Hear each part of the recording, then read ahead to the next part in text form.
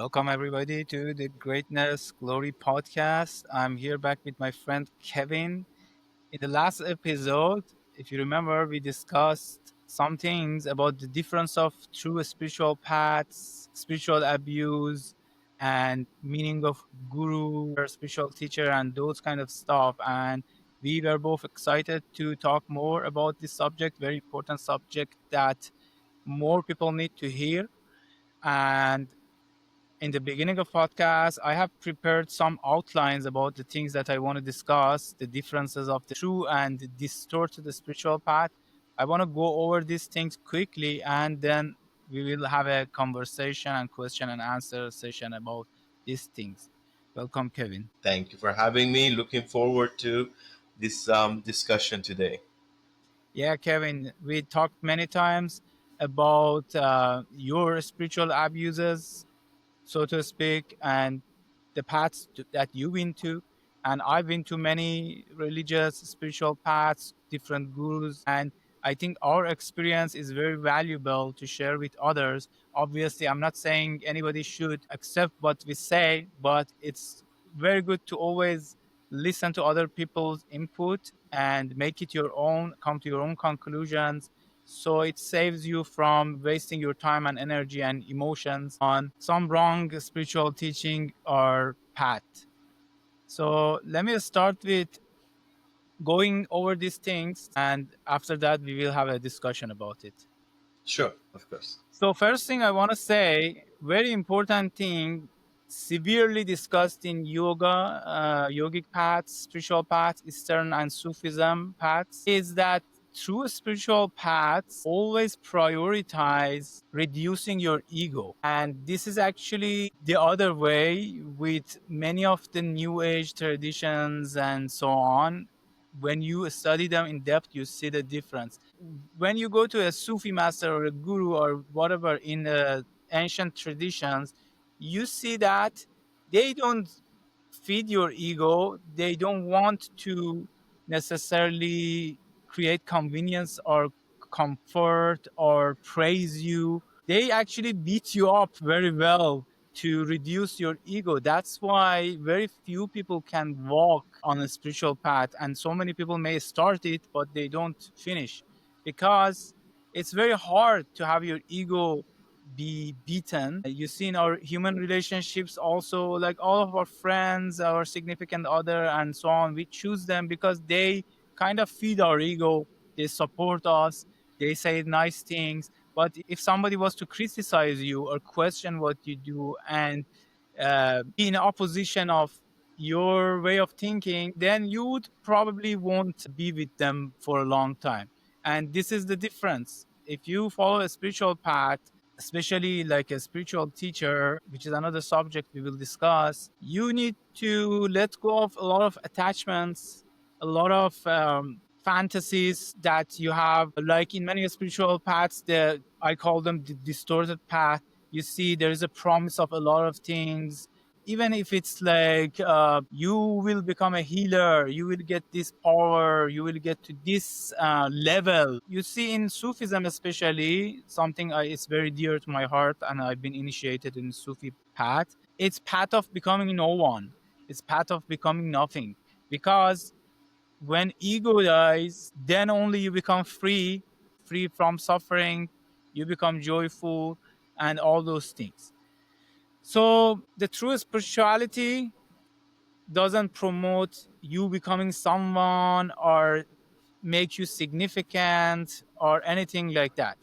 I suffice to this point. I don't want to go over everything in depth. The second thing that I wanted to discuss is that through spiritual paths, religions, gurus, they never say this is how you must live. They don't want to control you. They want you to be independent. They don't emphasize so much on external things. Even a guru, being dependent on a guru or something, or even like community or things like that. They want you to learn the teaching, apply it, and become independent. There is no control. There is no place for control in true spiritual paths. It's only path of awareness, reflection, and love. There is no control. Third thing I wanted to discuss, very, very important thing. I think everybody needs to hear this. One of the biggest differences of true spiritual paths and distorted ones, or the ones that are not pure, is that they don't promote blind faith. They don't say this is the truth, you have to believe it. And sometimes you see a lot of these things also in many religions, that if you don't believe it, if you don't accept this, you'll go to hell or whatever. The spiritual path, which is the natural path, existential path to find the reality within, not to be stuck in some construct or structure which is made by humans a lot of time, many of the religious things. And they tell you, question everything, question your belief, question your emotions, question the thoughts that you have about the world, the nature of truth, God, existence, even about yourself. You think you know who you are? Question that even. You think you are this body and your mind or identity? Even question that. You think this world is real? Even question that. So questioning is a very important thing in a spiritual path. And there is a place for devotion or faith in some spiritual paths, but it's mostly on higher levels when you are deeply established in some spiritual route with a guru or somebody, which is very rare. And yeah, at that point, you might completely surrender, but that's very rare. And it's for people who get more advanced or on other specific paths. And the fourth thing is, in so many of the distorted spiritual paths and distorted religions, you also see there is too much emphasis on so many of the external things, such as rituals and codes of conduct or things like that, which is not necessary. And even in so many traditions, I've seen that instead of prioritizing working on yourself, meditating, quieting your mind, becoming more loving, becoming more grounded, becoming more conscious, and becoming less egoistic, and so on. 70-80% of everything is going around some ritual, external things, how you do daily things, and so on. And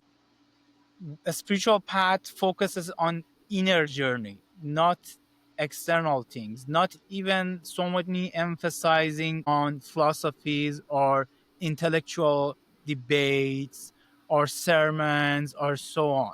Next thing that I want to discuss is also important concept.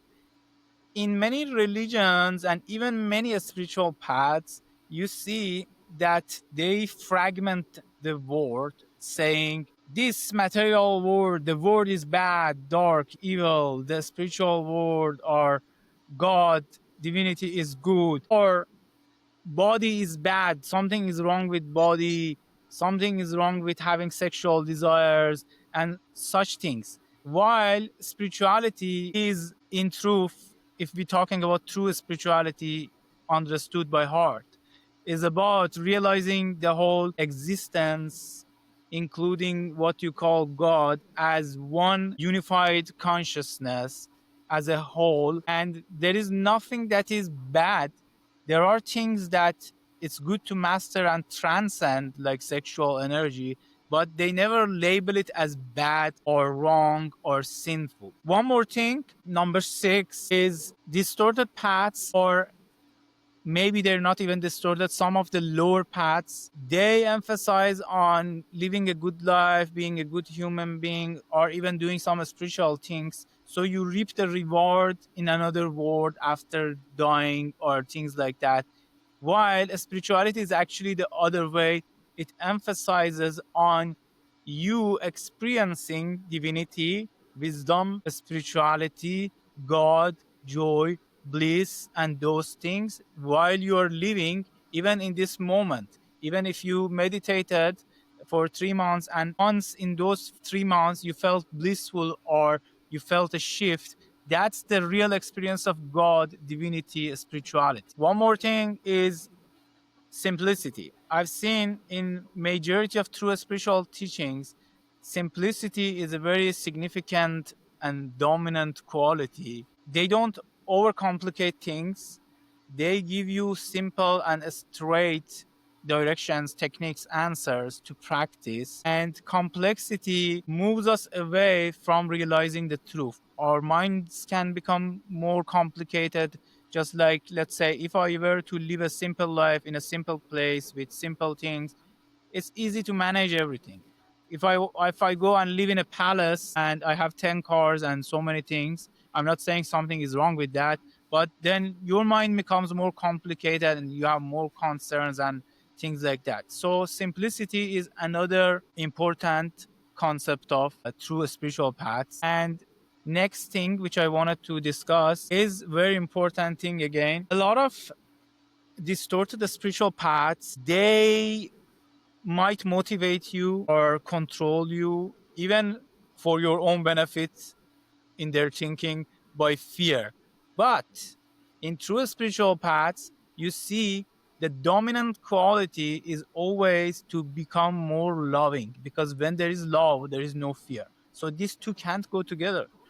You develop love, whether it's love, compassion for other beings, whether it's loving yourself the way that you are as a divine being, whether it's your loving relationship, love affair with a divine manifestation, whether it's a formless God or some divine being like Jesus or whatever. So you see, that's a big red flag also, that if a teacher, if a path, they use fear to control you, to convince you to things, it's an ego based thing. And we need to avoid that. And one more thing, spiritual paths don't promote escapism, they promote embracing life. They don't say you need to avoid this and that to become enlightened. That's a big misunderstanding. If you escape something, it will haunt you. But if you face something and if you understand it and if you embrace it, then you become one with it. You embrace it as a part of yourself, and this also includes your shadow, your ego, your ugly desires or whatever. Those things also need to be embraced and make one with your shadow. Thank you. You know, when I hear all of that, Isaac, there's no question in my doubt that we are made in the image of the divine, and that many ascended masters like Yeshua taught us that the path is from within. However, when I hear your points, the one thing that keeps coming up for me is discernment, especially in the age of AI. And I know I've brought this up before, but with the abilities of technology being able to clone your voice, your image, us that were made in likeness of the divine, right? The question becomes, how do people who are stuck, whether it's an abusive spiritual situation, right, or just lost or trying different paths, to find the one path or the one guru, teacher, or practice or tradition, whatever that path may be, the question is, how do you tell what is right for you and what is not? And I'm not saying that there is a bad way and a good way, right? I agree with you that you either come from fear or love, and coming from love is what the spiritual path and most lessons are, which means you have to do the work, you have to become the change that you like to see. But my question to you is, what are your recommendations for those who are interested in the spiritual path but don't know where to start, like whether it was their faith that they were born into or any other tradition, or you may even say religion? There is not always a direct path to answer this question and say, if you do this exactly, you will find the true spiritual paths. And I'm not going to say, go and follow this guru and this path and you'll be okay. Again, why are you going to believe me if I say that? But I'm going to say, just in the same way that if you were to go shopping a new car, you go and research the cars and maybe you ask around and you compare different options, and then using your own brain you come to conclusions. You need to also study about different spiritual paths, contemplate on them, not just study and accept. Contemplate and come to your own conclusions. Don't wait for a guru. A guru might not even come to you in this lifetime. That's the belief of Eastern traditions. Not everybody is supposed to receive like enlightened guru or anything. Start learning some authentic spiritual practices. For example, you could do something as simple as like breathing exercise or breath awareness or picking up a mantra, I mean Sanskrit mantra from a well-known book teaching which is authentic and start practicing it or many things. And it's also important to know that as you already started the practice and you have a pure intention, just like I discussed last time, very important. You're looking for freedom, you're looking for self realization. You're not looking for some powers or becoming famous or anything egoistic. With the pure intention, you start doing those practices. You put your intention in universe to connect you with the teachings, books, teachers that can help you evolve more. And then you do those things. And when the time is right, which might be in a year or in 10 years, the things that you need come to you. The important thing is the intention and your daily prayers. You can call it prayer. I don't want to make it a religious thing, or just putting your intention in universe to attract the teachings, energies that you need on your path to a spiritual growth. Thank you. And I'm a perfect example of someone who just picked up your book, and just through being coached with you with all the health issues that I've experienced over the past few years, unfortunately, some of the most basic stuff like gave me the most amazing experiences, and continuously does on the daily basis. Like you were when we first started working on balance, you taught me about breathing, and you had me start from just doing a few minutes every day, and I'm up to 11 minutes now. And some of the most wonderful things I've experienced has just come out of like focusing and putting my attention on my breathing, which I was not expecting. For instance, now it helps me fall asleep. Sometimes it helps me like get focused, right? Forget the fact that in our day and age, right, like when you go to a doctor with a health issue, the first thing that happens is they want to prescribe you some sort of medication with tons of side effect. When was the last time we went inward and acted on something that excites us, right? Like, I mean, doing a breathing exercise may not be exciting, but to me, it's more exciting than going to doctors and experimenting with different types of medication. So between food, between which is diet, right, and everything else that you've worked with me, which is in your book, and I know you just are about to release the audio version of it.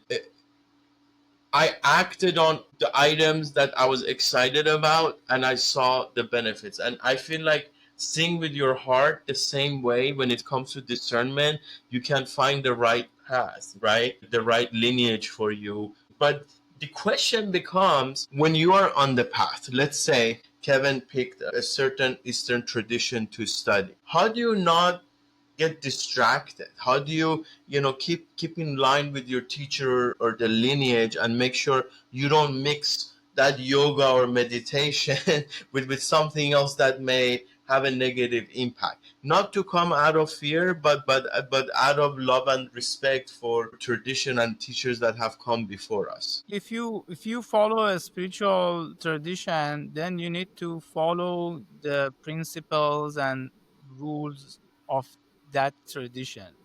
If you asking how do I not get distracted and thinking, am I on the right path? Should I also do that type of meditation while I'm doing this? It's actually a very good question. This is a big problem a lot of people also experience.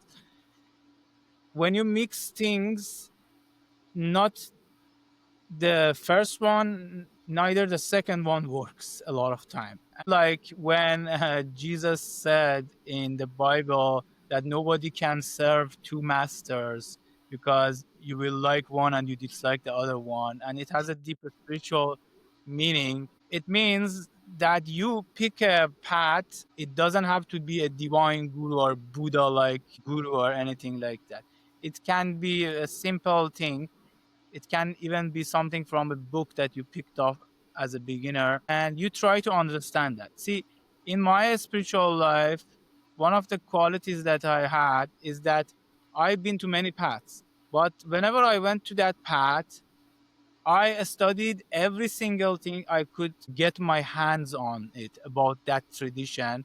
Anything that the founder of the tradition wrote, any scripture related to that tradition, I asked others, I questioned things, I contemplated it, I experienced for myself.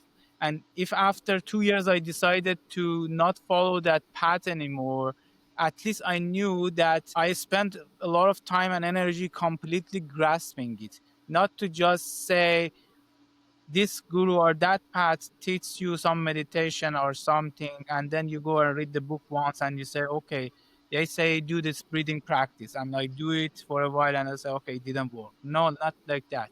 You try to absorb the whole of it, Yeah. completely understand it as much as you can. I've seen this in many spiritual seekers. Barely people have a lot of curiosity to learn and to dig. They just become satisfied with some answers and they don't even like explore deeper. Maybe you go to a guru and they teach you a practice and then you do it and you come back after 1 year and you sit in their session and then you come back after 1 year. But I've seen people who are very curious, who have a lot of questions, who want to realize things better and who discuss their own challenges with the teacher, or they try to find the answers. Why my meditation is not good? Why my focus is not good? What can I do to improve it? And they constantly strive to make themselves more efficient on that path. I've seen those people progress better. So learn it, dive deep into it, try it for 1 year, 2 year, 5 years, whatever you feel, and don't try to switch to gurus. Don't try to go from one path to another path. Sometimes you walk on a path and maybe internally in your heart you feel that this is not your path, and it's okay to contemplate on your decision to follow on a different path, but don't try to get a dopamine high by going from one teaching to another teaching, because there is countless spiritual teachings, and studying the new things give you a sense of novelty or refreshment and you get excited, but it doesn't get you anywhere. They say if you dig a 50 feet hole, it will take you to water. But if you dig 51 feet holes, it doesn't do that. So you need to go deep. If I may add to that, that's exactly where the issue is. I don't think your message is that you have to stick to the same teacher no matter what, but you have to be able to trust yourself, your intuition, to decide when to move on. Or if you're not able to explore, be playful, then step away and maybe explore a different path. A lot of people get discouraged. I'm a perfect example of a person who had a teacher for many years who used to pick up certain books, right? Bang on it and said, "This is the word of God." And when I would say, "Where is spirituality in it?" he's like, "Oh, don't bring up the S word. Spirituality has no space in religion."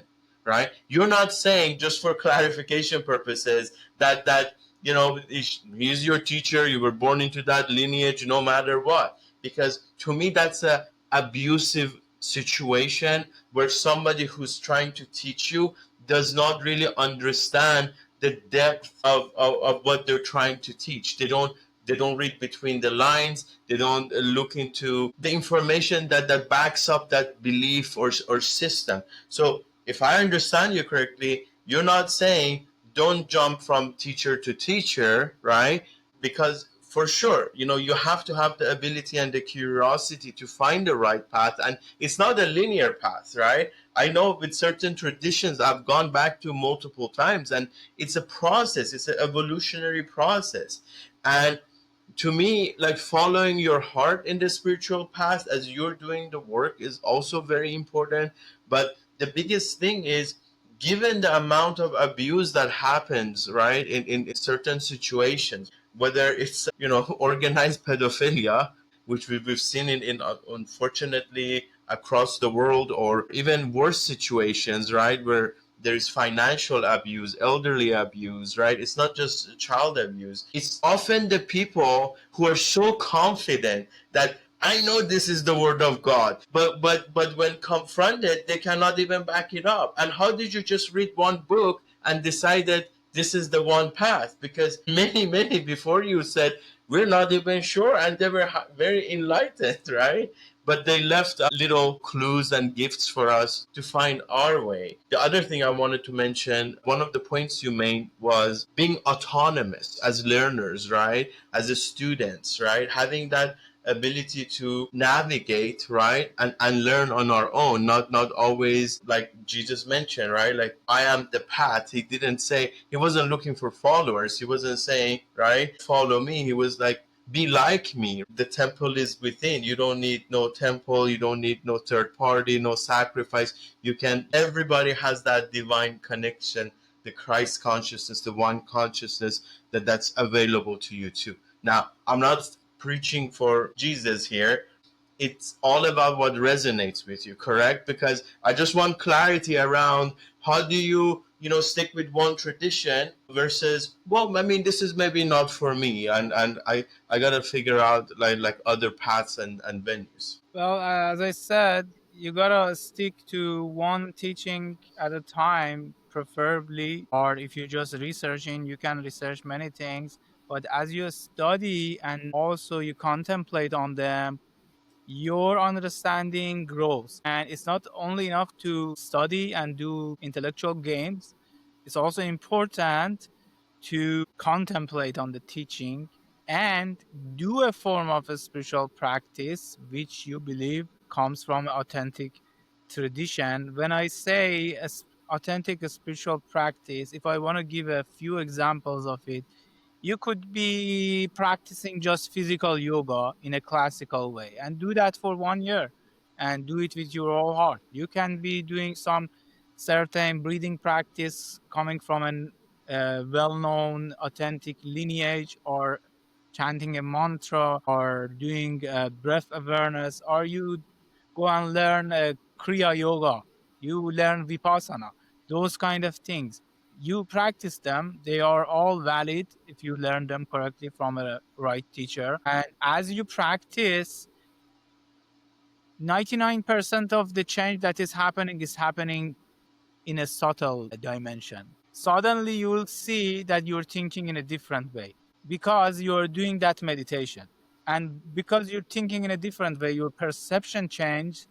Now you're able to see things in a more clear way and see if you are on the right path and you need to invest more on that path, or if that's not your path. But if you were not to do the practice, or even if you were not to make a mistake and go to a wrong teacher, you wouldn't grow to the point that you can, to a certain extent, realize their true path, the true teacher. It's all part of our growth. And I want to say, just like in my previous podcast, I said, majority of people, maybe 90% of the world, I don't know, they are not really type of people who are going to follow a guru in that way, because I've seen people these days are very intellectual. They don't want to listen to anybody else, and they are not going to give up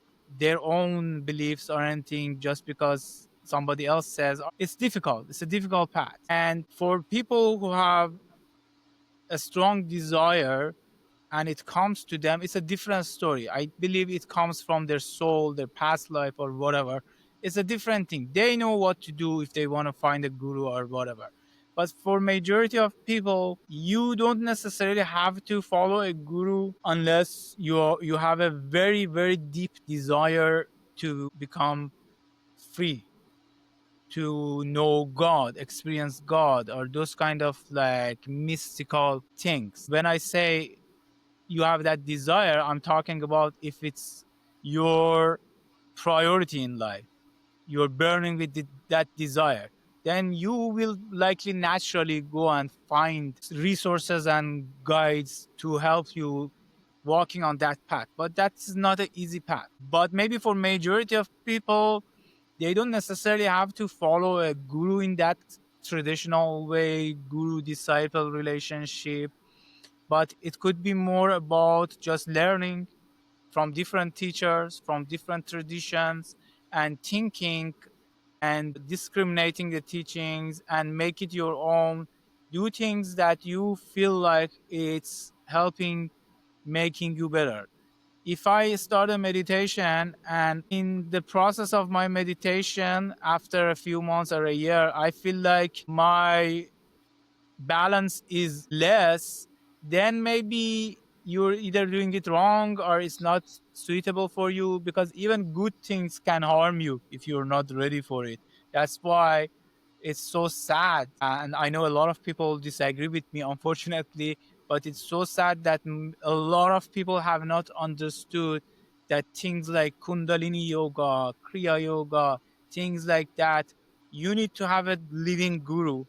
It needs to be, he or she needs to be a real advanced guru that can walk you through that path. But Kundalini is going everywhere loosely, being taught in many yoga studios and things like that. And so many are people getting messed up. And even the case with psychedelics, a lot of psychedelics, plant medicine, they have never been publicly available by anybody, shared with like people like this. And I don't oppose that necessarily. I think it has its own place for healing and even changing your perception of life. But in traditional way, the same thing with a guru disciple relationship. A shaman would have been trained for years, suffering with pain in jungle, going through a lot of dark nights of the soul, facing a lot of demons, and then becoming fit to serve that medicine to people. But it's going all around loosely. Everybody thinks, "Oh, why do I need somebody? Like, I don't want to put somebody on pedestal. I know I took the medicine. It taught me, I know everything now." And that again goes back to that whole problem of feeding the ego and so on. It's interesting. It takes sometimes maybe 5, 10 years, 20 years, sometimes a whole lifetime for you to realize you are on the wrong path. Thank you. And my follow up question is, how do you measure progress in the spiritual path? Because you mentioned the impact could be quite subtle. So, is there a way to actually measure progress? Definitely. The measure for your spiritual progress is many. One of them is how much you are at peace, how much more you are accepting, how much more you are getting easygoing, how much less attached you are to things. When I say less attached to things, I'm talking about how much less attached to defend yourself if somebody comes and says something or does something. You say, "Ah, I was treated unfairly," keep complaining about everything and those kind of stuff. How much you're attached to things related to your physical nature. It could be food, sex, and so many things. How much your ego is being shrinked.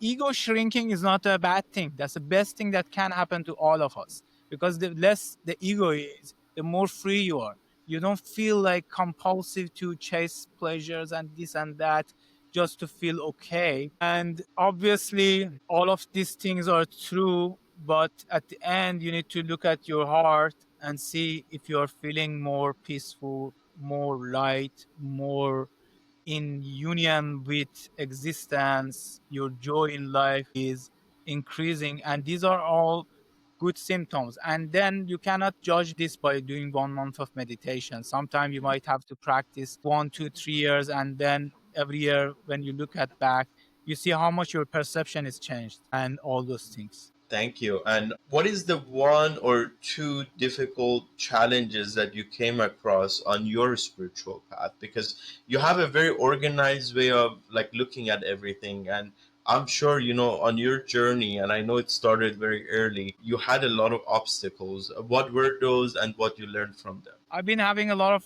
obstacles, and I still have a lot of obstacles. It's the path without obstacle. It's like, I don't know who it was. Some saint or somebody said that if one day I don't experience the devil attacking me, I will question my spiritual progress or something like that.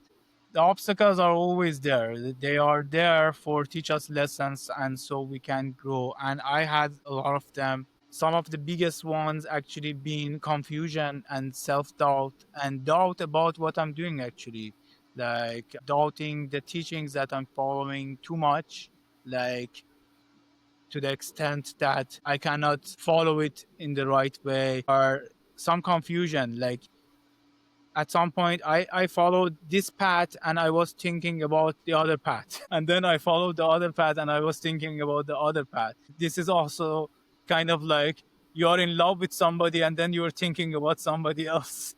Right, right.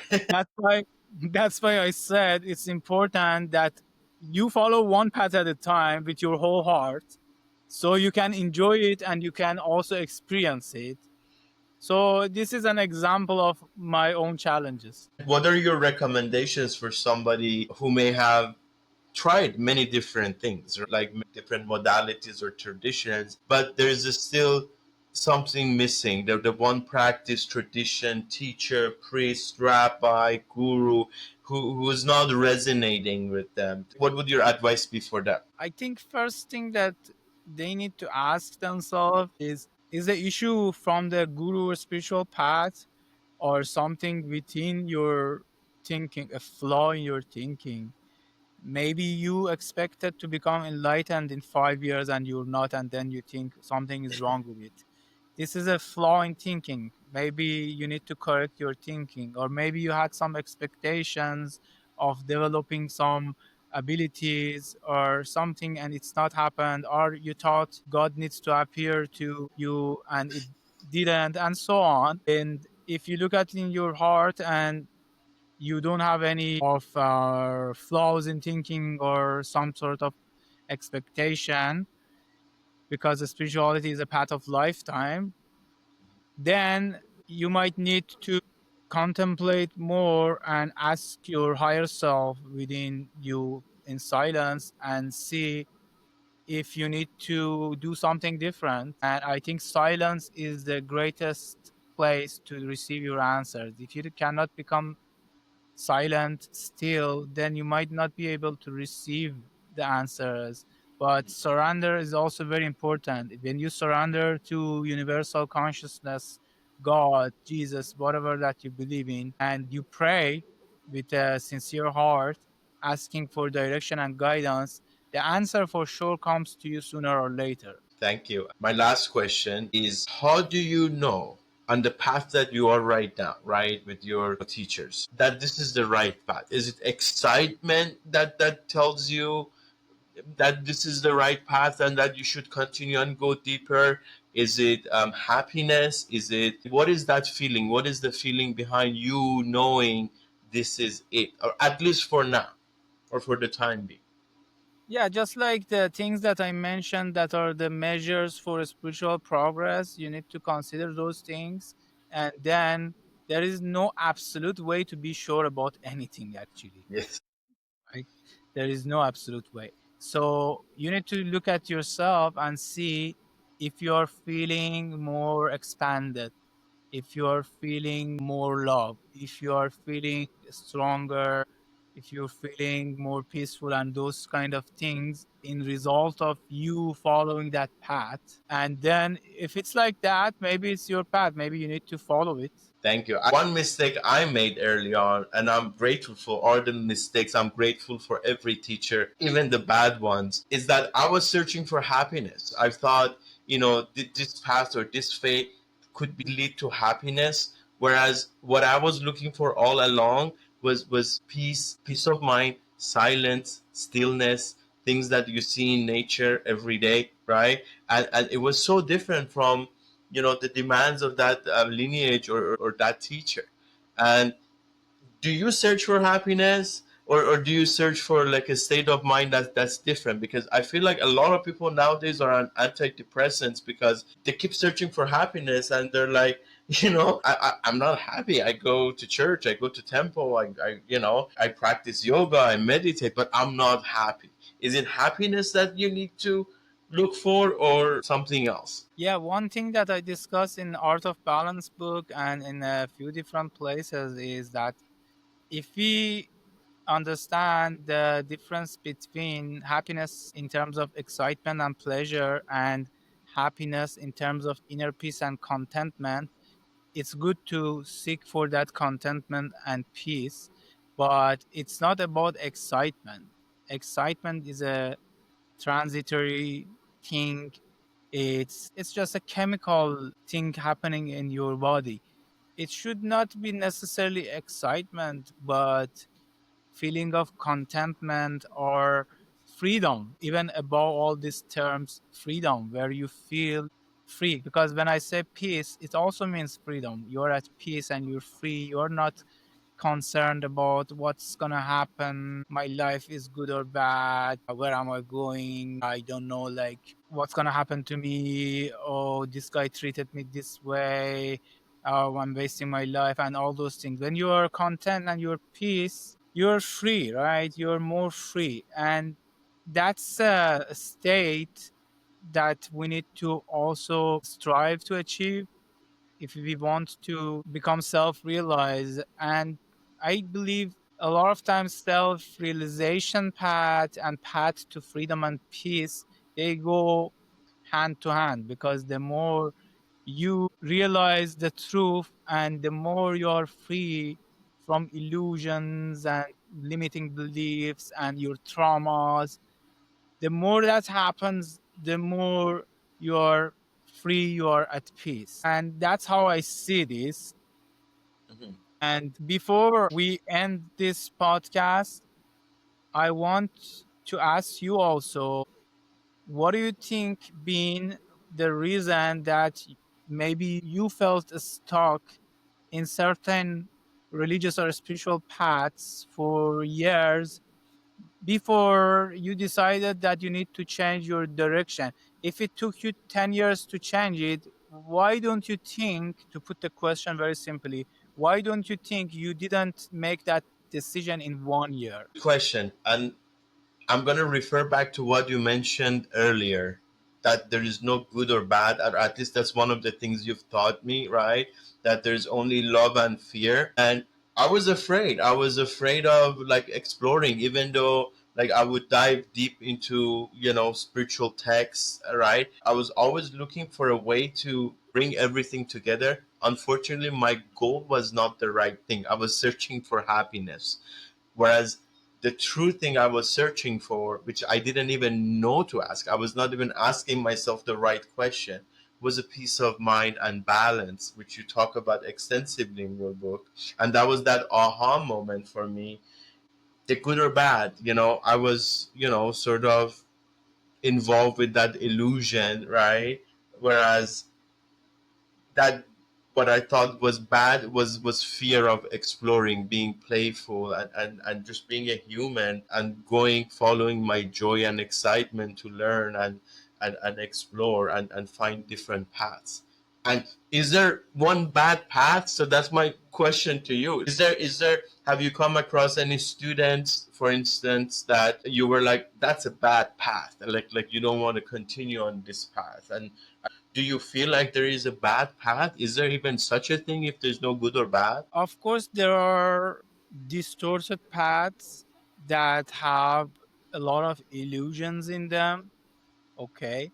So you could be walking on a path that there is a lot of untruth, lies in it's woven into their system.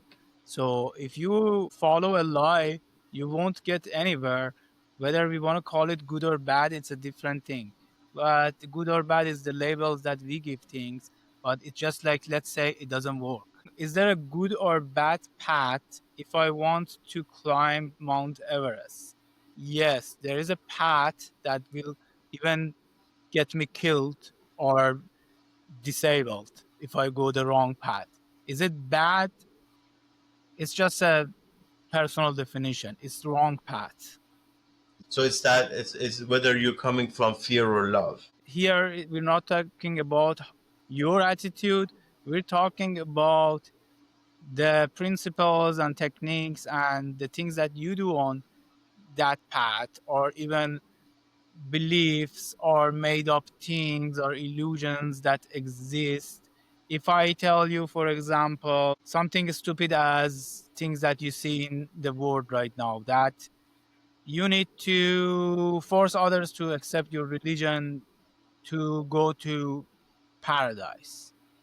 That's an illusion, that's a lie, and you spend your energy, if you follow that path, wasting your own energy and make your own heart and mind impure by engaging on that type of mindset, and it doesn't get you anywhere. That's the example. Awesome. Thank you so much. Thank Appreciate your you. time. Thank you so much. It was a very good conversation. And I'm looking forward to diving even deeper, and also I have some questions going back to previous podcasts that I'd like to bring up in the future episodes. Thank you.